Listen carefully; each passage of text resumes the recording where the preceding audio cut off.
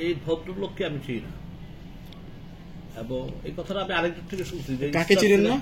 Star সিনেপ্লেক্সে নাকি তার কথা জানি সিনেমা নামে ফেলে। যেমন আমাকে একজন বললো যে কি জানি ছবিটা একটা ছবি দিল অন্তরাত্মা, এটা নাকি তাদের কথায় নাকি তাদের মানে শোনা যায় কার কথা তাদের গেমে ওই যে কি নাম বলা যায় আমি চিনি না। হ্যাঁ মানে কি এরা নাকি একটা মিলান থাকে নাকি স্টার সিনেপ্লেক্সের ছবিগুলো নামায়, তার কথা নাকি নামায় দেয়।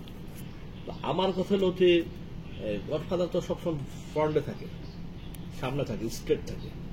তো পিছন থেকে তো যদি কেউ বিলের মতো চোরের মতো চুরি করে কাজ করে, সেটা তো আর আমাদের দেখার বিষয় না, তাই না? এখন একজন আমি চোর সবসময় কোথায় থাকে? সবসময় পিছিয়েই থাকে। এখন কেউ চুরি করে যদি কেউ পিছন থেকে ঢিল মারে, তো এটা করার কিছু নাই।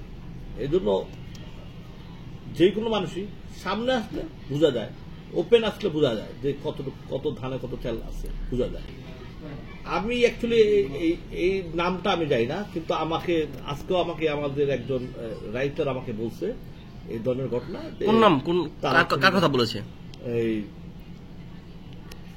এবং দুই একটা কোম্পানির কথা বলছে। হ্যাঁ, যে তারা নাকি পিছন থেকে বসুন্ধরা বা স্টার সিনেপ্লেক্সে বা বিভিন্ন জায়গায় তারা ছবি নামাইতে পারে, তো আবার ছবি উঠাইতেও পারে। এটা যদি হয় এটা একটা লজ্জাজনক ব্যাপার। এবং তারা কি এই অধিকার রাখে কিনা ভাই? কোনোদিনই রাখে না, তারা তো কোনোদিনই রাখে না, রাখার তাদের কোনো সুযোগই নেই। কিন্তু স্টার সিনেপ্লেক্স কেন তাদের কথা শুনে? তাদের উইকটা কোথায়? হ্যাঁ, তাদের তো যদি তাদের উইক পয়েন্ট না থাকে তাহলে তারা শুনবে কেন ওই কথা?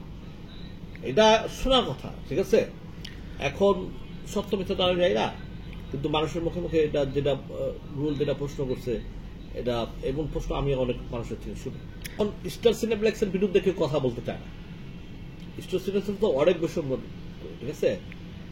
তারা অনেক মানে এই আমাদের ফিল্ম ইন্ডাস্ট্রিকে ধ্বংস করছে, স্টার সিনেপ্লেক্স। আজকে সিনেমার লোক কেন ছবি বানাইতে পারে না?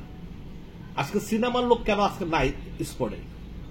আজকে নাটকের লোকরা আইসা সিনেমা বানাতে বানাক, আমার কোনো আপত্তি নাই, তারা বানাচ্ছে বানাক। কিন্তু ইন্ডাস্ট্রির লোকরা সিনেমা পারে না কি বানাইতে? তো তাদের সিনেমা চালায় না, তাদের সিনেমা চালায় না। এটা কারণটা কি? এই প্রশ্নটা করবে কে তাদেরকে? ব্যর্থতা দায়ভার কার? এইটা অ্যাকচুয়ালি আমি বলি আমাদের ইন্ডাস্ট্রিটা এখন হয়ে গেছে এফডিসি কেন্দ্রিক যারা নেতা ফেতা আছে, এটা সব মানে কি বলবো এটাকে, খান বাংলা, যাদের কোনো ওয়েট নাই, পার্সোনালি ওয়েট কিছুই নাই তাদের, ঠিক আছে। ওই ত্যাগ দলে বসে বসে খায় আর নেতামি করে। এই ত্যাগ দলের নেতামিগুলো 2 পয়সার দাম নেই, ঠিক আছে। নেতামি করতে হবে ওপেন স্টেট, সবাইকে নিয়ে এক মঞ্চে ফালায় তারপরে স্টেট নিতে হবে, ঠিক আছে।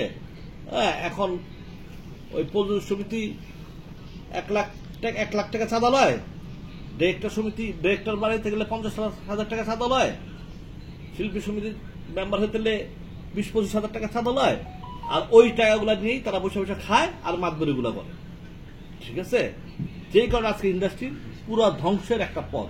আজকে তারা যদি ঠিক থাকতো, হ্যাঁ, তারা যদি সবকিছু এক হইতো, তাহলে ইন্ডাস্ট্রির জায়গায় থাকে। পরিচালক সমিতি নির্বাচন হচ্ছে না কেন? এই ধরনের কর্মকাণ্ড পরিচালক সমিতি নির্বাচন বললাম তো, এই ইন্ডাস্ট্রির নেতাদের তো আমি বলি, আমি সামনেই বলি, ও সামনেই আমি বলি এদের কোনো দামই নেই, এদের 2 পয়সার দাম নেই এদেরকে আমার সামনে, ঠিক আছে। এরা তো কথাই বলতে পারে না, তো একটা কিছু মিউচুয়ালি করতে পারে না। এরা লোক শক্তের ভক্ত নরমের যোগ, আমাদের ইন্ডাস্ট্রিতে শক্তের ভক্ত নরমের, এরা তো অধিকার জিনিসটাকে আদায় করতে পারে না। এদেরকে নিয়ে কথা বলাই মানে আমি মনে করি আমার টাইম